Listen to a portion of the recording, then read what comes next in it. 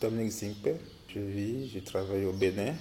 J'aborde plusieurs médiums dans mon travail, le dessin, la peinture, la sculpture et de temps en temps aussi des installations. C'est assez aisé de dire, c'est facile de dire, je touche à tout. C'est un peu mon cas.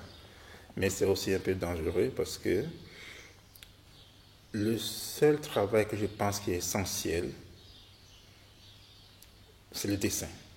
Et pourtant, j'ai fait des grosses sculptures. J'en ai fait. Je continue à les réaliser. J'ai toujours considéré la sculpture comme une architecture. On a une très bonne idée sur papier. On peut réaliser la sculpture en métal, en bois, en polystyrène, tout ce qu'on veut. Donc pour moi, la sculpture ne fait aucune peur. Mais le dessin, c'est mon angoisse première parce que c'est un acte qui demande, qui nous met à nu, seul devant un bout de papier devant lequel on tremble, on ne sait pas ce qu'on doit écrire, ce qu'on doit dire.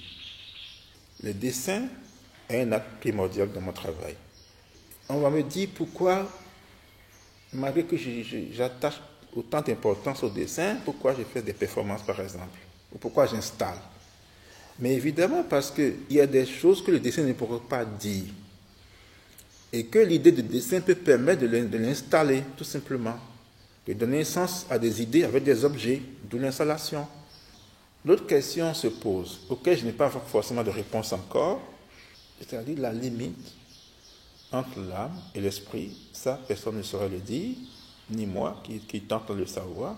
Mais tout au moins, quand je vase entre un corps animal avec une tête de poule, avec un corps de femme, c'est pas gênant, ça passe.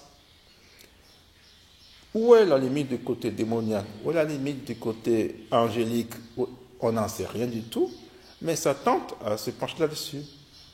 Donc du coup, ça m'amène dans une obsession de recherche d'écriture. Et finalement, je m'en réjouis parce que ça fait de moi quelqu'un qui écrit avec des fausses notes, quelqu'un qui dessine dans son imaginaire. Déjà, Mascarade, je ne vais pas, parce qu'il y a des titres de mes œuvres qui s'appellent Virevolte, Mascarade, Hypocrisie, il y a plein de sujets qui nous appartiennent humainement, que je partage avec notre société. Mais c'est l'élévation de cela qui peut amener à penser divine, parce que quand ça échappe, assez souvent, l'être humain, quand c'est fait, il est faible, accorde ça à Dieu. Des problèmes non résolus, comme mon cas. Donc, et je ne pourrais pas trop m'étaler sur l'explication du titre de l'exposition. Donc, Divine Mascarade nous amène dans cet univers-là d'un artiste qui a plein d'assurance, et en même temps qui doute de lui, et qui montre ses dessins, tout simplement, et qui tente à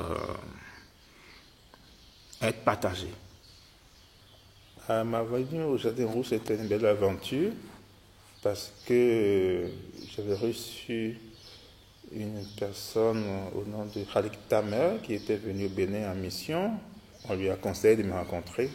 Et le projet de base, c'était de montrer des œuvres contemporaines en Afrique du Nord. Et donc, d'où c'est la volonté du Jardin Rouge, de la Fondation, de montrer les travaux. J'ai participé volontairement au choix des artistes, etc. Et pour la mise en place de l'exposition, qui était dénommée Indiscipline. Ce qui a permis de faire un choix entre plusieurs artistes, dont 5 notamment. Et j'en profite pour encourager cette initiative parce que j'ai eu la chance aussi de découvrir Indiscipline 2, qui était un engagement de Jardin Rouge, de ne pas s'arrêter au Bénin, mais de découvrir d'autres pays de l'Afrique. Et le choix a été fait sur la Côte d'Ivoire. Et ce choix de projet permet de rapprocher les artistes et d'avoir une vision globale de ce qui se passe en Afrique en général.